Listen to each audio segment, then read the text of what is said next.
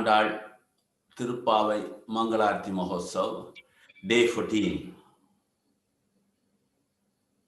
Margasirish is glorified so much, and Andal Nachar also telling this month is very, very glorious for worshipping the Lord, and he is so pleased. Andal Nachar, she is the incarnation of Bhumi Devi. She is the daughter of Periyalvar. Both of them are one among the, they are among the Alvars of 12 in the Sri Sampradaya. And she was in deep love with Ranganatha, and she has been spreading the Krishna consciousness from her childhood days in her home village, which is Srivilliputtur. Periyalvar was doing a wonderful seva of making flower garlands and giving to their local temple, Vattapatra Sai. So this way, the whole family is involved into Krishna Bhakti. And she has been waking up each and everyone during the month of Margasirsha, that too in the Pratakal. And she has been singing this all glorious 30 pasurams, and this is very important for all of us because this is the essence of Srimad Bhagavatam and all the Shastras. Andal Nachar, in addition to that, she has compiled the Varnamayiram and she has compiled the Nachar Tirumali also. And finally, when the marriage day came, Andal Nachar was wedded to Lord Ranganatha, who came down all the way from Srirangam to Srivilliputtur. And in this temple, the Lord presiding deity is Srimati Andal Nachar, and on his right, Sri Rangamanar Swami will be there. This is a very important deity which is shown here now. You can see the deity also here. So this way, the temple is very much glorified, and it is one among the 108 Divya Deshams.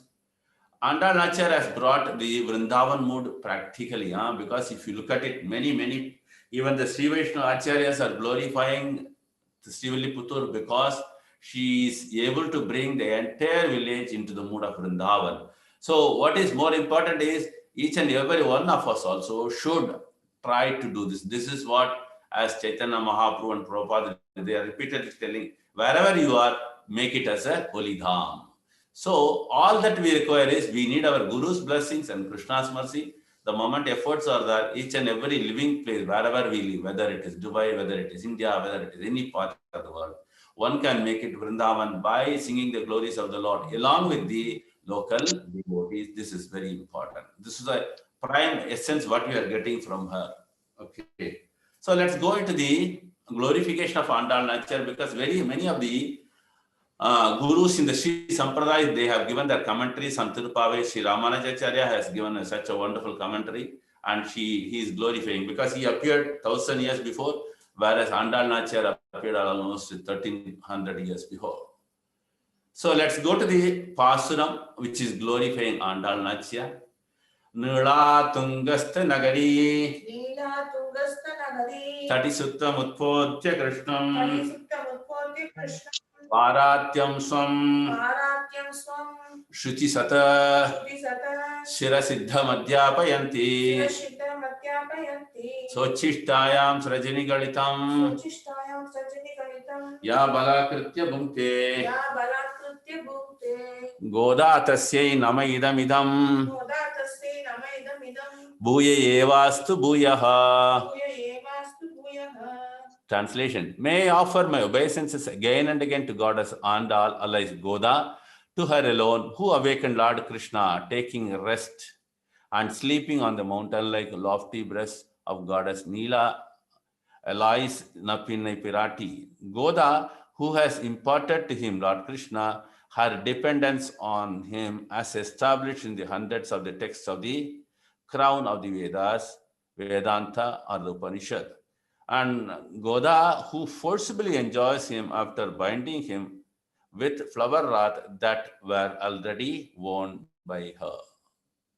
So in many of the marriages, you can see this. Once the marriage ceremony starts, they will be singing this Malai Marchinad, like that. There will be one Tamil song, which glorifies Sri Andal Nachar, how she exchanged the garland with the Lord. That's very interesting. Okay, move on to the next two Tamil verses.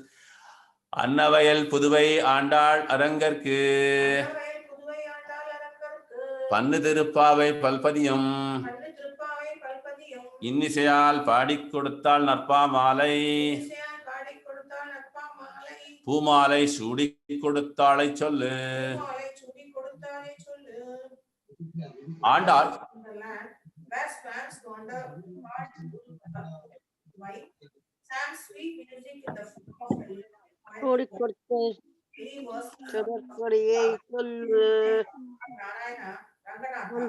அனுப்புதுவை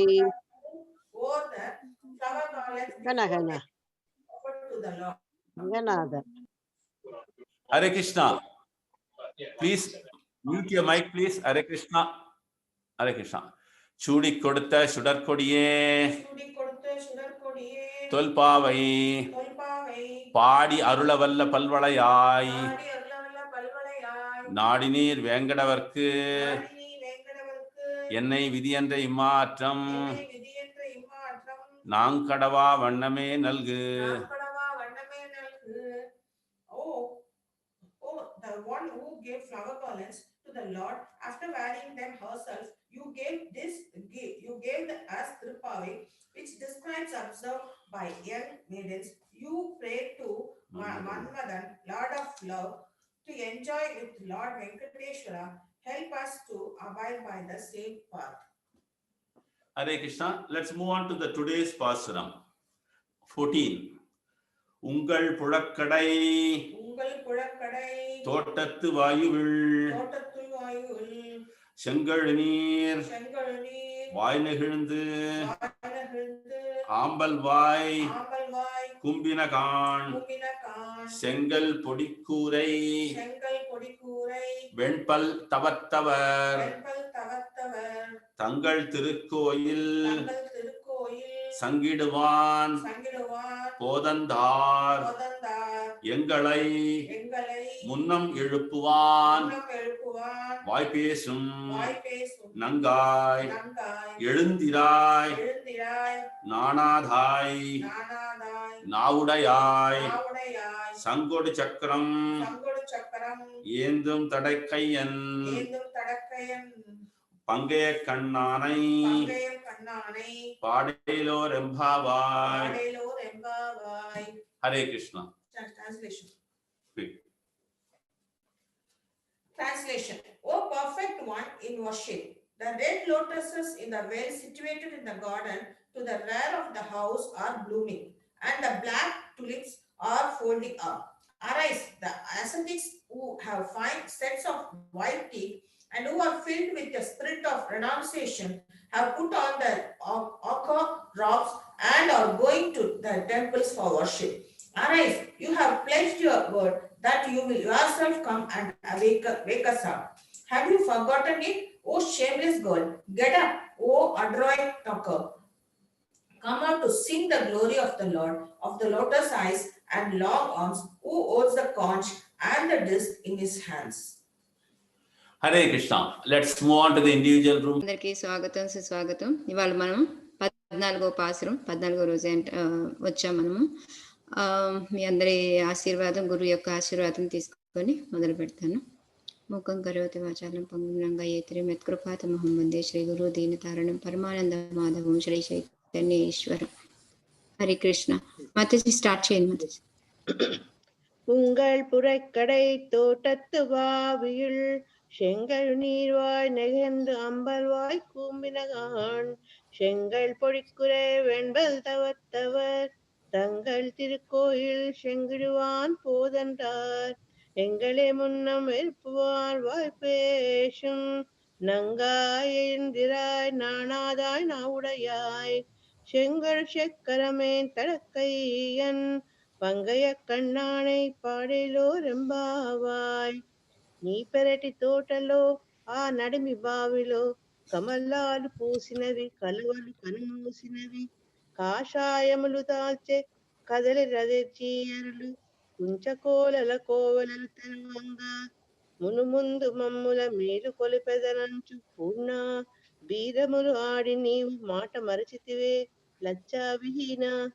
శంఖ చక్రధరుని పంకజ నేత్రుని విశాల బాహుని నామము పాటగరావే మధురభాషిణి జగతికే మంగళము కూర్చు మన శ్రీవ్రతము. Thank you Mataji. Hari Krishna. So ఇవాళ మనము హరే కృష్ణ.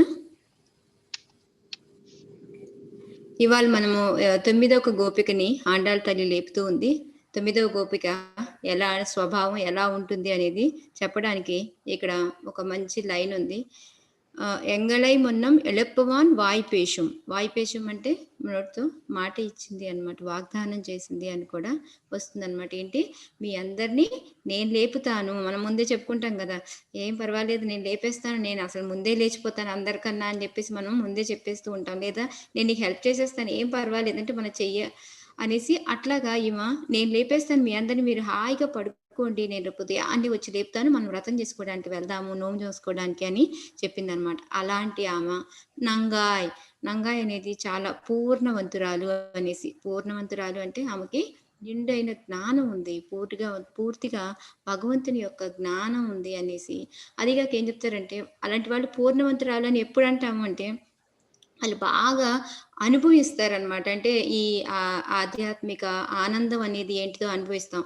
చిన్న example చెప్పాలి అంటే మనకి ఇప్పుడు చూడండి, మనకి పల్లెటూరులో వాళ్ళకి కాఫీ బాగా వాళ్ళు చిక్కటి వాళ్ళ ఇంట్లో గేదె పాలు ఆవు పాలతో చేసుకొని తాగుతూ ఉంటారు కాఫీ. మళ్ళీ మన టౌనుల్లో కానీ మన దగ్గర కానీ ఎప్పుడైనా వచ్చినప్పుడు మనం ఈ ప్యాకెట్ పాలతో కలిపిస్తే ఏం బాగుంది కాఫీ అంటారు. అంటే ఏంటంటే వాళ్ళకి ఎక్కువ మంచి రుచిని వాళ్ళు అనుభవించున్నారు కాబట్టి వాళ్ళకి అది తెలుసు. అలా ఎంతో భగవంతునితోటి అనుబంధం కలిగి దాని ఆనందాన్ని పూర్ణంగా చవి చూసిన మహానుభావురాలు అని కూడా, తల్లి అని కూడా ఇక్కడ దీని మీనింగ్ అన్నమాట. సో నెక్స్ట్ శ్లోకాలోకి వెళ్దాం. అలాంటి ఆమెని ఇవాళ నిద్ర లేపుతుంది అనమాట. ఉంగల్ పులక్కడై తోటత్తు వావియాల్ అంటే వీళ్ళు ఏమనుకుంటున్నారు అంటే కానీ నిద్రపోతుంది కదా అక్కడ, అందుకొని ఇంకా కొంచెం ఆండాళ్ తల్లి తమాషాగా నీ తోటలో అంటే నీ దగ్గర అనమాట, నీ పెరటి తోటలో ఒక దిగుడు బావి ఉంది. బావి అంటే బావి, దిగుడు బావి అంటే వెనకటి రోజుల్లో మెట్లుండి కిందకి బావి లోతుగా ఉంటుంది అదనమాట. అక్కడ దిగుడు బావి ఉంది అని చెప్పి చెప్తుంది అనమాట. సో ఇక్కడ మనం అర్థం చేసుకోవాల్సింది ఏంటంటే, మన దేహం అనేది ఒక భవనం లాంటిది, దాని లోపల హృదయం అనేది ఒక పెరడు లాంటిది. దాంట్లో మనకి ఈ నాడులన్నీ, జ్ఞాన నాడులన్నీ వెళ్ళి కలుస్తూ ఉంటాయి. 72,000 ఉన్నాయి అని చెప్తుంటారు అనమాట. సో అది వచ్చి తోట లాంటిది అనమాట. అక్కడ దహరాకాశం అనే ప్లేస్ ఉంటుంది. ఆ ప్లేస్ లో ఆత్మ పరమాత్మ రెండు కూర్చొని ఉంటాయన్నమాట. సో అది ఇక్కడ చెప్తుంది అనమాట, నీ తోటలో అనేసి మన లోపల దాని గురించి చెప్తుంది. సో దాంట్లో ఏముంది, షెంగులర్ నీయుర్ వాయు నెంగులన్ అంటే కమల అంటారు, పద్మములు తామర పువ్వులు వికసిస్తా ఉన్నాయి అని చెప్పి చెప్తుంది అనమాట. తామర పువ్వుల్ని మనం సాత్విక గుణానికి చెప్పచ్చు. అదేంటంటే తామర పువ్వులు మనలో భక్తి చింతన, భక్తి జ్ఞానం కూడా పెంపొందిస్తుంది అని కూడా చెప్పచ్చు. సో అవి వికసిస్తున్నాయి, మనలో సాత్విక గుణాలు పెరుగుతూ ఉన్నాయి అని. ఎందుకు అసలు పంకజంతో అక్కడ ఎందుకు దాంతో తామర పువ్వుతో పోల్చాడు? తామరం ఎక్కడి నుంచి వచ్చేస్తుంది? బురదలో వస్తుంది. బురదలో వచ్చినా కూడా చాలా పవిత్రంగా ఉంటుందన్నమాట. సేమ్ అలాగే మన ఇలా వచ్చి పైకి చూస్తూ ఉంటుంది. అంటే మనం కూడా ఈ ప్రపంచం ఈ భౌతిక దాంట్లో పుట్టి మనము ఎప్పుడైతే పైకి భగవంతుడి వైపు చూస్తూ ఉంటామో, అది కాక సూర్య కాంతి యొక్క కిరణాలతోటి అది విప్పారుతుంది. అందుకని తెల్లారింది అని చెప్పడానికి కూడా ఒక ఆమెకి చెప్పినట్టు మనకేంటి అంటే, ఆల్రెడీ ఈ కడియలు సాత్విక గుణం వస్తూ ఉంది మన హృదయంలో. ఎప్పుడైతే మన హృదయం ఏంటంటే తామర మొగ్గ లాంటిది, దాని మీద సూర్య కాంతి యొక్క అంటే జ్ఞానం యొక్క కిరణాలు ఎప్పుడైతే పడతాయో అప్పుడు వికసిస్తుంది అనమాట. సో అది మాది. ఇంకోటి వచ్చేసి అమల్వాయి కుంభిన గానాన్ అంటే కలువ పువ్వు, అదే నీలం రంగు కలువ పువ్వు అని చెప్తూ ఉంటారు, నల్లగా అని కూడా అంటూ ఉంటారు. సో ఆ కలువ పువ్వులు ఏమంటాయి, ముడుచుకుపోతున్నాయి. అంటే రాత్రిపూట అది ముడుచుకుపోతుంది అనమాట. తెల్లటికి ముడిచిపోతుంది, రాత్రి విప్పారుతూ ఉంటుంది. సో అజ్ఞానం అది, అంటే కలువ అంటే అజ్ఞానం అనుకుంటాము, ఇంద్రియాలు అని కూడా చెప్పచ్చు అనమాట. ఇంద్రియాలతో పోలుస్తూ ఉన్నారనమాట. సో మనలో ఉన్న ఇంద్రియాలన్నిటినీ ముడుచుకుంటున్నాయి. అంటే ఏంటి, మనకి ఇంద్రియాలని మనం భౌతికంగా బయటికి ఇలా చెప్పకుండా, మన తాబేలు ఎగ్జాంపుల్ కూడా చెప్తూ ఉంటాం, మనకి 2nd చాప్టర్లో భగవద్గీతలో వస్తుంది. మన ఇంద్రియాలన్నీ ఎప్పుడు తాబేలులాగా లోపలికి ముడుచుకొని మన అవసరానికి కాకుండా ఓన్లీ భగవంతుడి అవసరానికే బయటికి తీసుకోవాలి. సో ఇప్పుడు మనలో ఉన్న అజ్ఞానం అయితే ఏమి, తామసిక గుణాలు అయితే అన్నీ ముడుచుకుపోయి ఇంద్రియాలను కూడా లోపలికి పెట్టేసాం, సొంతదానికి కాకుండా భగవంతుడికి ఉపయోగపడడానికి మేము కూడా రెడీగా ఉన్నాము అని చెప్పే ఇదనమాట. సో అదే కలువ పువ్వులు ముడుచుకుపోతున్నాయి, తామర పువ్వులు ఇప్పారుతున్నాయి. అంటే సూర్యోదయం అవుతుంది, ఆ దిగుడు బావిలో లోపల ఎక్కడో ఉన్న తామర పువ్వులు ఇప్పారుతున్నాయి అంటే ఆల్రెడీ సూర్యుడు పైకి వచ్చాడమ్మా, ఆ కిరణాలు లోపలికి కూడా వెళ్ళిపోయి ఇప్పారుతున్నాయి అని ఆమె చెప్పినట్టు అనమాట. చెంగల్ పాడిక్కుర్ వెణుపల్ తవత్తర్ అంటే ఏంటంటే మనకి ఈ దీంట్లో కాషాయాలు, శంగల్ పాడిక్కర్ అంటే ఎర్రని, శంగల్ అంటే ఎర్ర కలర్ ఉంటుంది, లేకపోతే కాషాయం అని కూడా చెప్పచ్చు. ఆ ఎర్రదని కాషాయ వస్త్రాలు ధరించిన వేణుపులు తవత్తర్ అంటే తెల్లటి పళ్ళ వరస ఉన్నవాళ్ళు అనేసి అనమాట. వీళ్ళు ఏంటంటే మనం సన్యాసులుగా అనుకోవచ్చు, లేకపోతే జియర్ స్వాములు అని కూడా అంటూ ఉంటారు. సో వీళ్ళందరూ ఏంటంటే వెనకటి రోజుల్లో వీళ్ళకే ఉండేది. అందరూ ఇప్పుడు కూడా తిరుపతి వాటిలో కూడా వీళ్ళే ఉదయాన్నే వెళ్ళి తాళాలు తీస్తారనమాట. దాన్ని తంగల్ తిరుక్కోయిల్ అంటే తాళం చెవులు ఉంటాయి, వాటిని పెట్టుకొని కోలం చెవులు అని కూడా అంటారు అనమాట. వాటిని పట్టుకొని వెళ్ళి తాళం తీస్తారనమాట, తలుపులు తెరుస్తారనమాట భగవంతుడికి. అంటే ఇది ఇక్కడ మనం అర్థం చేసుకోవాల్సింది అంటే ఆవిడ చెప్పడం ఏంటంటే వాళ్ళు ఆల్రెడీ మేము చూసాము, వాళ్ళు వెళ్తూ ఉన్నారు తలుపులు తీయడానికి, అంటే తెల్లవారితేనే వాళ్ళు వెళ్తారు. సో సూర్యోదయం అయిపోయింది లేమ్మా అని చెప్పి చెప్తూ ఉంది ఆమెకి. మనం అర్థం చేసుకోవాల్సింది ఏంటంటే వీళ్ళకి ఏంటంటే సన్యాసంలో ఉంటారు, అంటే రెనౌన్సియేషన్ అంటే సన్యాసం, వాళ్ళు వైరాగ్యంలో ఉంటారు. Thank you Mataji. వైరాగ్యంలో ఉంటారు వాళ్ళు. తెల్లని పళ్ళ వరుస అంటే మీనింగ్ ఏంటంటే రెండు రకాలుగా, లోపల ప్రవృత్తి బయట ప్రవృత్తి అంటే తినడం, లోపలికి తినేదంతా సాత్వికమైన ఫుడ్ తింటారు, మాట్లాడేదంతా కూడా నిర్మలమైన సాత్వికమైన భాషని మాట్లాడుతూ ఉంటారు వాళ్ళు అని చెప్పేసి చెప్పడం అనమాట. ఇంకోటి తాళం తీయడం అనేది అసలు అది జ్ఞానముద్రలా ఇలా పెట్టి ఇలా ఓపెన్ చేస్తారంటే ఇది ఇలా తాళం కూడా. సో దీన్ని ఏం చెప్తారంటే నాకు ఇది చాలా నచ్చింది కూడాను. ఇది వచ్చేసి ఇది పరమాత్మ అన్నమాట, ఇది జీవుడు, ఈ మూడు వచ్చేసి ప్రకృతి అన్నమాట, మూడు గుణాలు అన్నమాట. సో ఈ మధ్యలోది తామసిక, రాజసిక, సాత్విక, ఈ లాస్ట్ది. సో అయితే ఎప్పుడు ఇలా జ్ఞానముద్ర అంటే మనం ఎలా పెడతాము, ఇలా పెడతాం. అంటే మీనింగ్ ఏంటి, భగవంతుడి దగ్గరికి మనం కిందకి వంగి భగవంతుడి యొక్క ఆశ్రయం పొందాలి. ఇలాగా ఎప్పుడు దేంతోటి, ప్రకృతితో, త్రిగుణాలతో ఉంటూనే. కానీ చూడండి మన పక్కన ఎప్పుడు తామసిక గుణమే ఉంటుంది, తర్వాత రాజసిక గుణం, దీన్ని వెళ్ళడం కూడా చాలా ఈజీ. కానీ సాత్వికం వెళ్ళడం చూడండి దగ్గరికి ఎంత ట్రై చేసినా కూడా చాలా కష్టపడితే కానీ మనం సాత్విక గుణంకి వెళ్ళలేము. సో అందుకని మనం ఈజీగా ఇలా భగవంతుడికి దీంతో ఉండి ఇది జ్ఞానం అన్నమాట. సో వీళ్ళు మనకి ఏంటంటే ఆ నిర్మలమైన జ్ఞానాన్ని మనకి, మన స్వచ్ఛమైన ఆ జ్ఞానాన్ని మనకి ఇస్తూ ఉంటారు అనేసి చెప్పడం అనమాట. మన తలుపులు లోపల ఏంటంటే మూసిపోయి ఉన్నాయి, మన తలుపులు భగవంతుడిని కప్పేసి ఉంచాము, వాటిని వీళ్ళు వచ్చేసి వాళ్ళ జ్ఞానంతో చెప్పి మనకి తెరుస్తున్నారు అని దాని మీనింగ్ అన్నమాట. నెక్స్ట్ ఎంగైల్ మొన్నం వేళుపువాన్ వాయుపేశం అంటే ఆల్రెడీ ఇందాక మనం చెప్పుకున్నామంటే నువ్వు ఆల్రెడీ ముందే మమ్మల్ని లేపుతాను అని చెప్పావు కదమ్మా, మాట ఇచ్చావు కదమ్మా అని అంటారు. దీని నుంచి మనం అర్థం చేసుకోవాల్సింది ఏంటి అంటే మనం ఎవరికైనా ఒక వాగ్దానం చేసాము అంటే దాన్ని నిలబెట్టుకోవాలి. అంతేగాని నేను చేసేస్తాలే అని సర్వే వాళ్ళు వచ్చేటికి అయ్యో నాకు ఇవాళ కుదరలేదు, అయ్యో సారీ ఎంత బిజీగా ఉన్నాను తెలుసా అనుకుంటూ మనం చెప్తూ ఉంటాం. కానీ అలా కాదు, మనం ఒక మాట ఇచ్చామంటే చాలా నిలబెట్టుకోవాలి. దీనికి మనకి ఎగ్జాంపుల్స్ శివ చక్రవర్తి, బలి చక్రవర్తి, వీళ్ళందరినీ కూడా చెప్పుకుంటాం. తెలుసు శివ చక్రవర్తికి ఆ డేగకి సాయం పావురానికి సాయం చేస్తాను అంటే ఆ డేగ వచ్చినప్పుడు ఆయనలోని బాడీలో ఎంత ఉంటుందో ఆ పావురం వెయిట్ అంతా తీసిస్తాడు. సేమ్ బలి చక్రవర్తి కూడా మనకి ఆ స్టోరీ కూడా తెలుసు మనకి.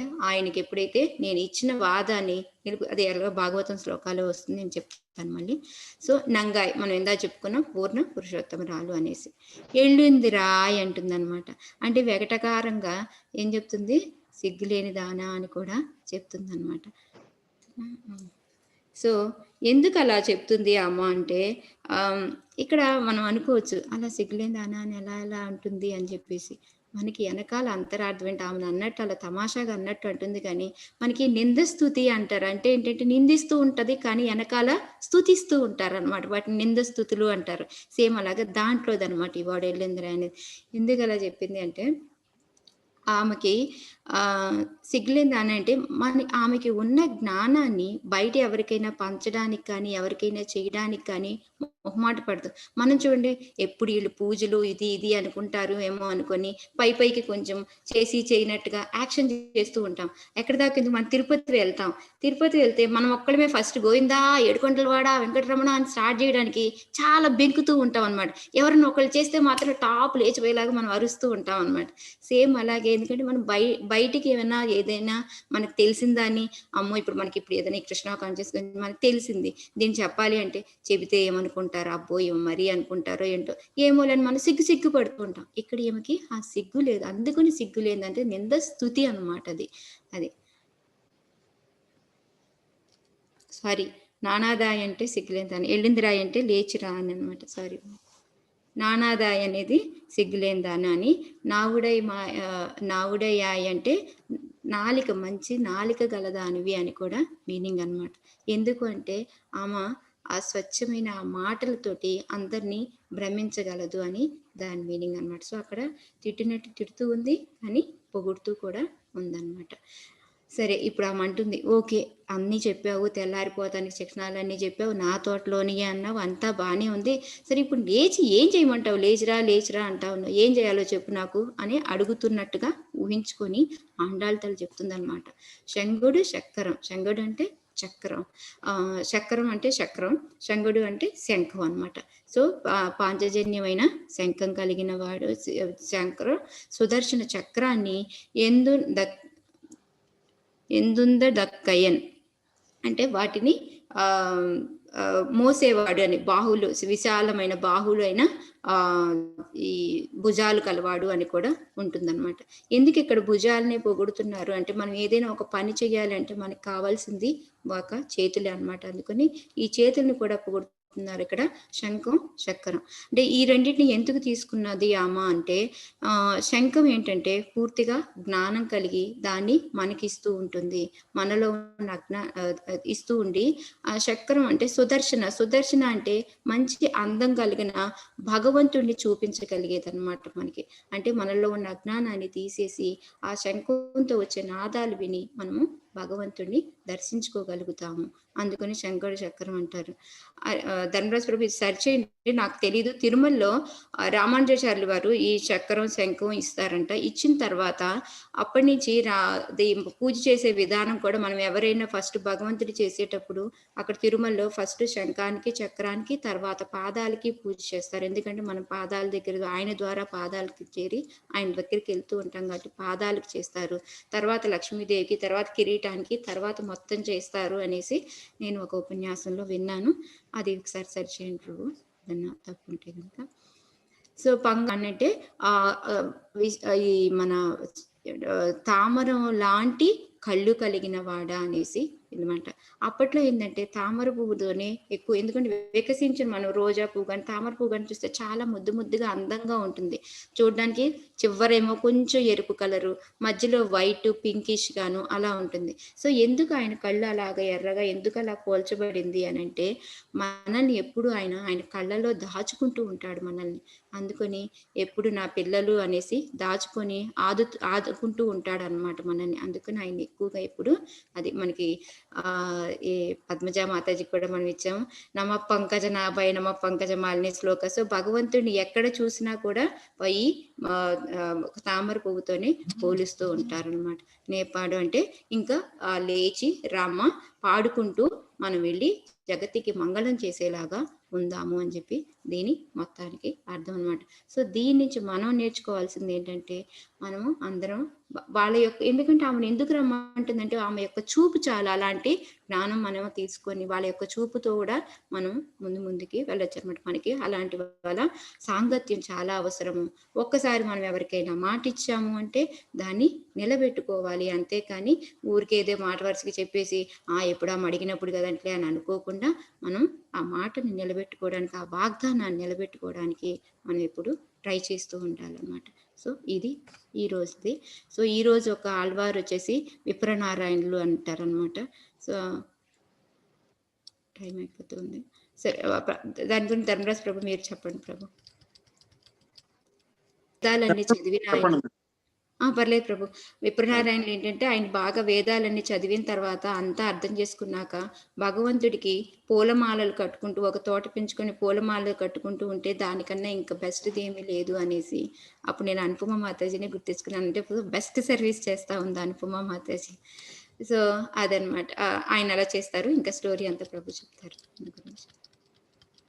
దీనికి రిలేటెడ్గా భాగవతం శ్లోకాస్ ఉన్నాయి. ఇందాక మనకు భగవంతుడిని శ్రీ శంఖ చక్ర గదాధార అని చెప్పారు కదా. సో దాంట్లో ఈ శ్లోకం ఎవరైనా చదవండి. మాతాజీస్ ప్రభుజీస్ ఎవరైనా. హరే కృష్ణ మాతాజీ. చదవండి. శ్రీవత్సాంకం ఘనశ్యామం పురుషం వనమాలినం శంఖ చక్ర గదా పద్మైర్ అభివ్యక్త చతుర్భుజం. Thank you Mataji. ప్రపాదుల వారికి జై. భగవానుడు శ్రీవత్స చిహ్నము, లక్ష్మీదేవి నిలిచియుండు స్థానము దాల్చినవాడు, ఘనశ్యాముల దేహవర్ణము కలవాడు, పురుషుడు, వనమాలను ధరించినవాడు, అతడు ఎల్లప్పుడూ శంఖ చక్ర గదా పద్మములను క్రింద ఎడమ చేతి నుండి వరుసగా దాల్చిన చతుర్భుజములతో అభివ్యక్తమగును. సో ఇక్కడ భగవంతుడు ఏ విధంగా ఏమేమి పట్టుకొని ఉంటాడు అనేసి మనకు చెప్పారు. ఈ శ్లోక ఎక్కడ చెప్పారు అంటే, ధ్రువ మహారాజు మనకు తెలిసిన అందరూ ఆయన తపస్సు చేసుకోవడానికి వెళ్తూ ఉంటాడు. కోరికేంటి, వాళ్ళ నాన్న యొక్క తొడ మీద కూర్చోడానికి వాళ్ళ తను సవితి తల్లి ఒప్పుకోదు. సో అందుకని ఆయన తపస్సు చేసుకోవడానికి వెళ్తూ ఉంటే మధ్యలో నారదులు వారు వస్తారు. వస్తే నువ్వు ఎవరిని ప్రే చేసుకుందామని వెళ్తున్నావు అంటే, భగవంతుడు ఎలా ఉంటాడంటే నాకు తెలియదు అంటాడనమాట. అప్పుడు ఆయన భగవంతుడు ఇలా ఉంటాడు, ఈ రూపంతో ఉంటాడు అనేసి 4 చేతులతోటి ఒక ఇక్కడ హృదయంలో లక్ష్మీదేవి ఉంటుంది, ఒక్కొక్క చేతిలో ఏం పట్టుకొని ఉంటారు అనేది ఇది ఎక్స్ప్లెయిన్ చేశారు అనమాట. సో నెక్స్ట్ ఇందాక మనం అనుకున్నాం కదా, ఒక కోరిక ఇది చేసినప్పుడు మనం ఒక మాట ఇచ్చినప్పుడు వాగ్దానం చేసినప్పుడు దాన్ని నిలబెట్టుకోవాలి అని దానికి బలి చక్రవర్తి మహారాజుని మనం బాగా చెప్పుకుంటాము. ఇది చదవండి ఎవరైనా. శ్రీ బలిరువాచ యదుత్తమ శ్లోక భవానుమమేరితం వచో వ్యలీకం సురవర్యమన్యతే కరోమ్యరితం తన్మే భవేత్ ప్రలంభనం పదం తృతీయం కురు శ్రీష్ణిమే నిజం. Thank you Mataji. బలిచక్రవర్తి పలికిన ఓ ఉత్తమ శ్లోక, శుక్ల అంటే భగవంతుడికి అనమాట. బలి మహారాజ్ వామన దేవులాగా వచ్చారు కదా, ఆయనకి చెప్తున్నారు ఉత్తమ శ్లోక అంటే భగవంతుడికి అనమాట. సురవర్య, నీవు నా వాగ్దానమును మిథ్యగా నైదని తలించినచో దాన్ని ఇప్పుడే సరిచేసి సత్యము నర్చదను. నా మాటను నేను అసత్యము కానివ్వజాలను. అందువలన దయచేసి నీ పాదపద్మముతో 3వ అడుగును నా శిరపై నుంచుము. సో ఆయన ఇచ్చిన మాట ఎక్కడ తప్పుతుందని అనుకుంటున్నావేమో, అదేమో ఏదో చెప్పాడు కానీ నిజంగా చేస్తాడు. ఏమడిగాడు ఆయన? 3 అడుగులు అడిగాడు. 1 అడుగులో భూమండలాన్నంతా, 2వ అడుగులో మొత్తం ఆకాశాన్ని అంతా తీసుకున్నాడు. సో 3వ అడుగు ఎక్కడ పెట్టాలి అని అడుగుతున్నప్పుడు, నేను ఇచ్చిన మాట తప్పుదా అని అనుకుంటున్నావేమో, అస్సలు తప్పను. అందుకని నీ 3వ అడుగుని నాకంటూ మిగిలిందికి శిరస్సు ఒకటేను, నా శిరస్సు మీద నీ కాలు పెట్టు అని చెప్పేసి చెప్తాడనమాట. సో అలాగ మనం కూడా అంటే అంత చేయకపోయినా అట్లీస్ట్ మనం ఎంత చేయగలమో దాన్నే మనం వాగ్దానం చేసి మనకు తెలిసిన జ్ఞానాన్ని ఆమెలాగా సిగ్గు లేకుండా అన్నారు కదా, సేమ్ అలాగా మనకు తెలిసిన దానాన్ని మొహమాట పడకుండా చక్కగా మంచిదే కాబట్టి చెడేం చెప్పట్లేదు కాబట్టి మనం అందరికీ నలుగురికి పంచుకొని మన అందరి లాంటి వాళ్ళతో అసోసియేషన్తో ఉండి మనం ఇంకా ముందుకు నడవాలని కోరుకుంటూ ధనరాజ్ ప్రభు తీసుకుంటాం. కోటి వైష్ణవులందరికీ జై. దీనికి సరి సమానమైనటువంటి మొత్తం భాగవతంలోని పద్యాలను మనం తెలుసుకోవడానికి ప్రయత్నం చేద్దాం. హరే కృష్ణ. హరే కృష్ణ. లలిత శ్రీ వత్స లక్షణ లక్షితుండు సర్వలోక శరణ్యుండు సర్వసాక్షి పురుష లక్షణ యుక్తుండు పుణ్యశాలి యసితి మేఘ నివస్యాముడు అవ్యయుండు. హరే కృష్ణ.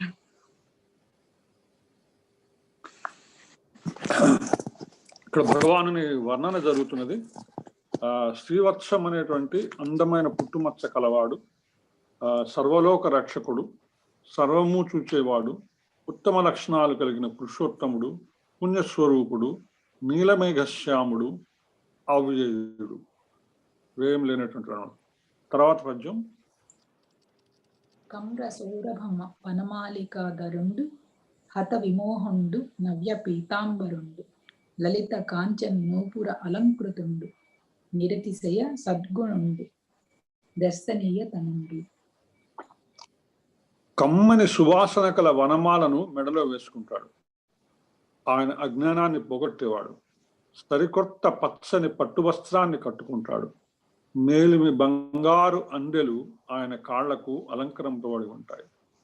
గొప్ప సద్గుణాలు కలవాడు, దర్శించవలసిన వాడు. ఇది స్వామివారి వర్ణనని పోతన గారు చేశారు. రెండవ శ్లోకానికి నేను మిస్ అయినా నా పద్యం ఇవ్వటం నిన్న, బలి చక్రవర్తి దానానికి సంబంధించి. తర్వాత మనం ఇవాళ పాశ్రంలోని విశేషాలని తెలుసుకోవడానికి మాతాజీ చాలా వరకు అన్ని కవర్ చేశారు. ఏదైనా ఒకటి రెండు నేను యాడ్ చేయగలిగితే ప్రయత్నం చేస్తాను.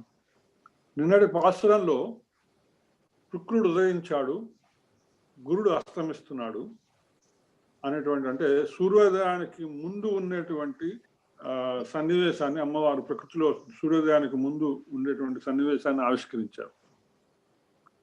జనరల్గా మీరు చాలా మంది, ఎంతమందికి అంటే పల్లెల్లో పుట్టి పెరిగిన వాళ్ళు ఎవరైనా ఉండి ఉంటే వాళ్ళకి ఐడియా ఉంటుంది. ఎందుకంటే పట్టణాల్లో ఈ లైట్స్ వచ్చిన తర్వాత, స్ట్రీట్ లైట్స్ వచ్చిన తర్వాత, ఇళ్లలోంచి బయటకు రావడం వదిలిన తర్వాత ఈ శుక్రగ్రహాన్ని చూడటం, అంగార గ్రహాన్ని చూడటం రెండు కూడా మిస్ అయిపోయినారు అందరూ కూడా. ఇప్పుడు పాత రోజుల్లో ఉన్నటువంటి వాళ్ళు ఎవరైనా మీకు తెలిస్తే, పొద్దున్నే సూర్యోదయానికి ముందు కనుక చూస్తే తూర్పున తెల్లటి పెద్ద నక్షత్రం అంటే కనిపిస్తుంది.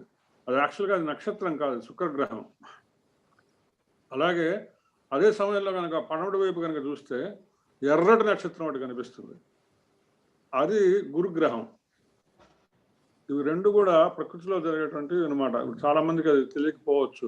అలాగే మీరు సాయంకాలం కనుక చూస్తే శుక్రగ్రహం పడమటి వైపు కనిపిస్తుంది, అంగార గ్రహం గురుగ్రహం తూర్పు వైపు కనిపిస్తుంది అనమాట. ఇవి రెండు కూడా రెండు గ్రహాల దర్శనం అనమాట. అన్నిటికన్నా పెద్దవి రెండు కూడా. ఒకటి ఎరుపుగా ఉంటుంది, ఒకటి తెల్లగా ఉంటుంది. ఇవాళ పాశ్రంలో కూడా వాటికి సంబంధించి ఎరుపు వచ్చేసి తామసికానికి ప్రతీక, తెలుపు వచ్చేసి సాత్వికానికి ప్రతీక అనేటువంటి విషయాన్ని మనం అర్థం చేసుకున్నాం. ఇవాళ పాశ్రంలో ఏమైంది, ఆ సూర్యోదయానికి ఇంకా మొదలవుతున్నది. అంటే మన తూర్పున మొదలైంది కాబట్టి కమలాలు వికసించుకోవడం మొదలుపెట్టినాయి, కలువలు ముడుచుకోవడం మొదలుపెట్టింది. ఆ మాట చెప్పినట్టు కలువలు ముడుచుకోవడం మొదలుపెట్టినాయి. అంటే సూర్యోదయం అవుతున్నది కాబట్టి ఇవన్నీ జరుగుతున్నాయి. ఇక్కడ సన్నివేశాన్ని ఆవిష్కరించారు అమ్మవారు అద్భుతంగా, అంతర్లీనంగా. ఏంటంటే ప్రకృతిలో భాగమైనటువంటి మనము, మన ఇంద్రియాలు, ఇవన్నీ కూడా మన ఇంద్రియాలు ముడుచుకున్నాయి. అలాగే మన యొక్క మనస్సు భగవంతుని వైపు తామర పువ్వులాగా భగవంతుని వైపు ఆశగా చూస్తున్నది. ఇది ఒక పక్క ఉన్నది, ఒక జీవాత్మకు సంబంధించి. పరమాత్మకు సంబంధించి పరమాత్మ కూడా సిద్ధంగా ఉన్నాడు. ఆయన ఎట్లా ఉన్నాడు? ఆయన శంఖచక్ర పంకజనేత్రుడైన విశాల బాహుని ఆయన మనకి ఇవ్వటానికి, మనకి పరనివ్వటానికి ఆయన సిద్ధంగా ఉన్నాడు. పర అంటే చెప్పుకున్నాం మనం 2-3 సార్లు. వాయిద్యం అంటాం, పర అంటే అచ్యుతమైనటువంటి ముక్తి అని కూడా చెప్పుకుంటాం. అది శాస్త్రం చెప్తారు. మూడోది, ఇద్దరిని అనుసంధానం చేసేటువంటి జీయర్ స్వామివార్లు వాళ్ళు కూడా సిద్ధంగా ఉన్నారు. వాళ్ళు కూడా రెడీగా స్వామివారి తలుపులు తీయడానికి సిద్ధంగా కుంచుకోలను తీసుకుపోయినారు అనమాట. కుంచుకోలను తీసుకొని వెళ్తున్నారు. ఎటువంటి స్వామివార్లు అంటే వాళ్ళు మనము ఇస్కాన్ సంప్రదాయంలో చేసుకున్నట్టు ఆచార ప్రచార విచారు, మామూలు కాషాయ గుడ్లు కట్టుకొని అందరికీ కనిపించే కపట సన్యాసుల్లా కాదనమాట. ఆచారం చేసేవాళ్ళు, ప్రచారం చేసేవాళ్ళు, విచారం చేసేటటువంటి సన్యాసులు వాళ్ళు అనమాట. అంటే వాళ్ళు వస్త్రాలు కట్టుకొని ఉన్నారు, తెల్లని పలువరుస కలిగి ఉన్నారు అని ఇందాక మాతా చెప్పారు. తెల్లని పలువరుస దేనికి సంకేతం అంటే ఆహార శుద్ధి, వాక్ శుద్ధి. అంటే వాళ్ళకి ఏంటంటే ఒక శాస్త్ర జ్ఞానం తెలుసు, ఆ శాస్త్రాన్ని ఆచరించడం తెలుసు, ఆ శాస్త్రాన్ని ప్రవచించడం తెలుసు, దానికి సంబంధించి వైరాగ్య స్థితిలో ఉన్నారు. వాళ్ళ చేతిలో తాళం ఉంది, మంత్రం ఉన్నది. ఆ తాళంతో భగవంతుని యొక్క ద్వారాన్ని తెరవటానికి కూడా సిద్ధంగా ఉన్నారు. అంటే వాళ్ళు సిద్ధంగా వెళ్తున్నారు, మనమే ఇంకా కొంచెం లేట్ అయినామేమో. అంటే ఆచార్యులు ఎప్పుడు కూడా వాళ్ళు సిద్ధంగా ఉన్నారు మనకి మంత్రోపదేశం చేయడానికి, భగవద్ దర్శనం చేయించడానికి, భగవంతుని దగ్గరికి మనం తీసుకెళ్ళటానికి. కానీ మనం లేట్ చేస్తున్నాం అని ఇక్కడ అమ్మవారు, నీకు తెలుసు, అన్ని విషయాలు తెలిసి కూడా నువ్వే మాకు చెప్పావు, నువ్వే అన్ని విషయాలు చెప్పి ఇవాళ ఎందుకు నువ్వు లేవు, మేము వచ్చేదాకా నువ్వు ఎందుకు వెయిట్ చేస్తున్నావు అని చెప్పేసి చెప్తున్నావు. అంటే ఇక్కడ సన్నివేశము మనం ఏంటంటే తెలుగు భాషలో చెప్పాలంటే పూర్వరంగం సిద్ధమైంది. భగవద్ దర్శనానికి అయినటువంటి పూర్వరంగం మొత్తం కావాల్సినటువంటి వసతులన్నీ కూడా సిద్ధమైనాయి. ఆత్మ సిద్ధమైంది. పరమాత్మని దర్శింపజేయడానికి మధ్యలో ఉన్నటువంటి ఎవరైతే వారధి అయితే ఉన్నారో ఆచార్యులు సిద్ధంగా ఉన్నారో అది వాళ్ళు సామాన్యమైనటువంటి ఆచార్యులు కాదు, ఆచార ప్రచార విచార చేసేటువంటి ఆచార్యులు అని చెప్పుకుంటూ వస్తారు. అలాగే వాళ్ళు ఎటువంటి కుంచకొలను మాత చెప్పారు, ఉపదేశ ముద్ద అనమాట. అంటే వాళ్ళు మంత్రోపదేశం చేయటానికి సిద్ధంగా ఉన్నారు ఆ కుంచకొలను అనేటువంటి తాళంతో అనమాట. ఆ కుంచకొలను అంటే ఇప్పుడు మీరు ఎస్యూబీసీ యూట్యూబ్ ఛానల్లో కనుక చూస్తే కుంచకొలను ఎలా ఉంటుంది అని తెలుసుకోవాలనుకునే వాళ్ళకి తెలుస్తుంది. అందులో సుప్రభాత సేవ గురించి ఒక చిన్న వీడియో క్లిప్ ఉన్నది ఎస్యూబీసీ యూట్యూబ్లో. అందులో ఉంటుంది మనది సన్నగా ఒక చిన్న, అది ఎలా ఉంటుంది, ఎల్ షేప్ లో ఉన్నటువంటి కీలా ఉంటుంది అనమాట. ఒక చిన్న హోల్లోంచి పెట్టి వాళ్ళ లోపల గడియని బయటకి ఓపెన్ చేస్తారనమాట. అది తెలుస్తుంది. ఉపదేశ ముద్రలో వాళ్ళు సిద్ధంగా ఉన్నారు. మీరు ఉపదేశ ముద్రణంగానే నాకు గుర్తించేదంటే శ్రీరంగంలో రామానుజాచార్యుల వారి రూపం. ఆయన మీకు అందరికీ తెలిసిన విషయమే. రామానుజాచార్యుల వారి శరీరాన్ని ఇప్పటికీ భద్రపరిచి ఉంచారు. దాదాపు 1000 సంవత్సరాల పైన అయినప్పటికీ కూడా ఆయన శరీరం ఇప్పటికీ భద్రపరచబడి ఉన్నది. ఇది ఒక అద్భుతం. యాక్చువల్గా మామూలు మిగిలిన ప్రపంచానికి చెప్పాలంటే ఈజిప్షియన్ మమ్మీల గురించి వాళ్ళు తెగ చెప్పుకుంటారు, కానీ ఎక్కడో మేము దాచిపెట్టి పెట్టాని స్వామివారిని రామానుజాచార్యుల వారిని యథాతథంగా ఆమె ఉపదేశ ముద్రలో కూర్చొని ఉంటారు ఆయన. ఈ ముద్రలు భగవత్ సంబంధ ఆరాధన విధుల్లో ముద్రలు మొత్తం 40 రకాలైనటువంటి ముద్రలు ఉన్నాయి. ఆ ముద్రలు ఏంటంటే ప్రతి సందర్భంలో కూడా ఉపదేశ ముద్రప్పుడు మీద మాతా చెప్పినట్టు ఉపదేశ ముద్ర ఉన్నది. అలాగే ఏదైతే షోడశ ఉపచారాలు ఉన్నాయో, షోడశ ఉపచారాలకు సంబంధించి దానికి ముంచి అర్చనా విధుల్లో మొత్తం 40 రకాల ముద్రలు వాడతారు అనమాట. అంటే అది స్నాన ముద్రని, లేదు జ్ఞానముద్రని, లేదు మృగంగ ముద్రని. అంటే ప్రసాదం తీసుకోవాలంటే మృగముద్ర అంటారు. అంటే ఇప్పుడు చూపుడు వేలు మనము బొటన వేలుతో కలుపుతాం కదా, ప్రసాద ముద్ర అంటే మధ్య 2 వేళ్ళు అనమాట. 2 వేలు చూపుడు వేలు పక్కన ఉన్నది, చిటికిన వేలు పక్కన మధ్యలో 2 వేలు ఉంటాయి. ఆ 2 వేళ్ళు కూడా మనము బొటన వేలుతో కలపడం అనమాట. అంటే అది మృగముద్రతో ప్రసాదం తీసుకోవాలి.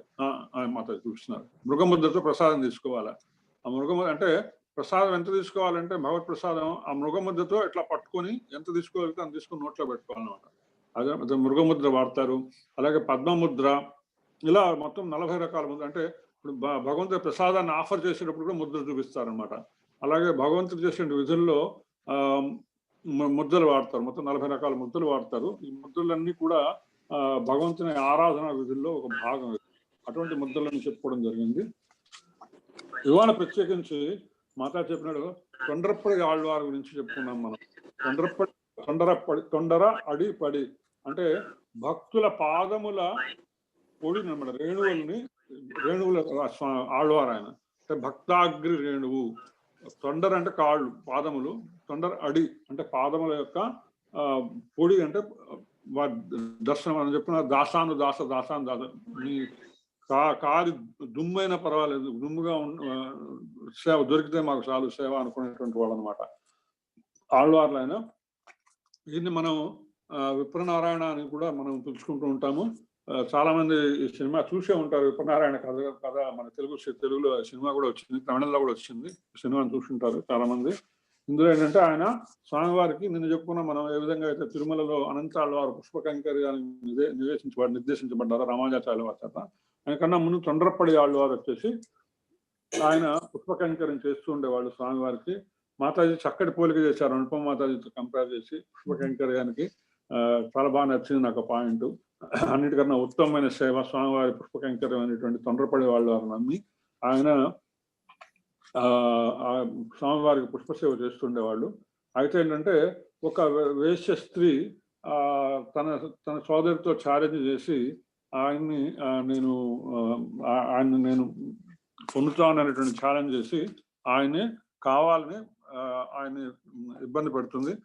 కానీ ఏంటంటే ఆయన తర్వాత తన తప్పును తను తెలుసుకొని మళ్ళా తిరిగి వచ్చి తను స్వామివారి సేవలో నిమగ్నం అవుతాడు. తప్పును తెలుసుకొని స్వామివారి సేవలో నిమగ్నం అవుతాడు. నిమగ్నమై ఆయన ఏం చేస్తారంటే తర్వాత తిరుపల్లి ఇచ్చిన శ్రీరంగనాథ సుప్రభాతాన్ని చదవటం జరుగుతుంది అనమాట. ఇప్పుడు మీ దగ్గర ఎవరి దగ్గర పుస్తకాలు ఉంటే ధనుర్మాస తిరుప్పావై పూజన్న పుస్తకాలు కనుక ఉంటే అందులో మొదట్లో ఉన్నదనమాట. తమేవ మత్వా పరవాసుదేవం రంగేశయం రాజవదర్హిణీయం ప్రాబోధికీం యోకృత సుక్తిమాలాం భక్తాంగ్రేణుం భగవంతుమీడే வடங்குடி என்பர் மாமேரியார் மன்னிய சீர் தொண்டரப்படி தன்னரகம் வந்து தினத்த வகையில் தென்ன ரங்கத்தமானை பள்ளியிலும் திறம் பிறந்தித்த போர் கதிரவன் குணத்தி சைச்சிகரம் வந்தனைந்தான் கனையிருளகன்ற கனதும் காலமை பொழுதாய் மதுவிருந்தன் மாமலரெல்லாம் வா வனரட்சகர்களை வந்து வீழ்ந்தாடி எதிரிசை நிறைந்தனர் எவரோடு புகுந்த இருங்கிடத்திட்டையும் பிடியிடு முரசும் அதிர் దలిలై கடல் పోండ్రులు ఎంగుం అరంగప్తమా పడియందురులాయే. ఇట్లా చెప్పుకుంటూ రంగనాథ సుప్రభాతాన్ని చెప్పుకుంటూ జరుగుతుందన్నమాట. అంటే శ్రీరంగంలో ఏ విధంగా అయితే పుష్పకైంకర్యము సుప్రభాత సేవలు ఇవన్నీ ఉన్నాయో సేమ్ రామానుజాచార్యుల వారు మళ్ళా తిరుమలలో చెప్పుకోవడం జరుగుతుంది. ప్రతిసారి నేను తిరుమల గురించి ఎందుకు చెప్పుకుంటే మాతాజీ ఇందాక అన్నారు కదా, మీరు చెప్పింది కరెక్టే మాతాజీ. ఎందుకంటే మొత్తం స్వామివారి సేవలో భాగంగా పాదసేవ, ఆయుధ సేవ అన్ని కూడా జరుగుతుంది. మీరు చెప్పినట్టు శంఖ చక్రాలు కూడా స్వామివారికి అమర్చడానికి కారణం రామానుజాచార్యుల వారే. ఎందుకంటే ఆయన యాక్చువల్గా ద్విభుజ రూపమే వెంకటేశ్వర స్వామివారి రూపము. ఆయన చతుర్భుజుడు కాదు, చతుర్భుజ రూపం కాదు అది. అప్పుడు ద్విభుజ రూపం అయితే దాని మీద చాలా గందరగోళం, రామానుజాచార్యుల వారు వచ్చే ముందు చాలా గందరగోళం జరుగుతుంది. ఆయన శివుడు అని కొందరు, విష్ణువు అని కొందరు, ఏమన్నా అమ్మవారు అని కొందరు, ఇట్లా జరుగుతుంటే రామానుజాచార్యుల వారు ఏం చేశారంటే ఇవన్నీ ఎందుకు, అందరు దేవతలకు సంబంధించిన ఆయుధాలన్నీ గుళ్ళో పెడదాం, కలిపేసేద్దాం, రేపు పొద్దుటికి ఆయన ఏ ఆయుధాలు ధరించుంటే ఆ రూపం అని మనం ఖాయం చేసుకుందాం అంటారు. అంటే సరే అన్ని ఆయుధాలు పెడతారు, శివుడికి సంబంధించిన శూలం పెడతారు, అమ్మవారికి సంబంధించిన పెడతారు, కత్తులు అన్ని పెడతారు అన్నమాట. అందులో శంఖ చక్రాలు అన్ని పెడితే తెల్లవారు లేచి తలుపులు తీసేసరికి ఆయన శంఖ చక్రాలు ధరించుంటాడు, పట్టుకొని ఉంటాడు అనమాట. అప్పటి నుంచి ఆ శంఖ చక్రాలని ఏమైనా వెంకటేశ్వర స్వామికి పెడతాం. దాని మీద కూడా వాళ్ళు రామానుజాచార్యుల వారిని విమర్శిస్తారు. ఈయనే పెట్టాడు లోపలికి వెళ్ళి కావాలని. అంటే ఈయన ఆదిశేషుడు అవతారం కదా, రాత్రిపూట ఈయన పాములాగా ఈ యొక్క అభిషేక తీర్థం బయటకు వచ్చేటువంటి ప్లేస్ ఉంటుంది కదా, అందులోంచి లోపలికి వెళ్ళాడు. తలుపులు వేసున్నా కూడా పాములాగా మారిపోయి అందులోంచి లోపలికి వెళ్ళి ఈయన మళ్ళా అవి పెట్టి మళ్ళా పాములాగా బయటకు వచ్చాడు, ఆదిశేషుడు లాగా వచ్చేసాడని ఆయన మీద విమర్శ కూడా చేస్తారు రామానుజాచార్యులు గారు. ఒకవేళ అదైనా కూడా సంతోషం విషయమే. హరే కృష్ణ. మీరు లెక్చర్. హరే కృష్ణ. హరే కృష్ణ ప్రభు. హరే కృష్ణ. కృష్ణ అందరికి మనం అందరం మెయిన్ రూమ్ లో కలుద్దాం వెళ్ళి. హరే కృష్ణ.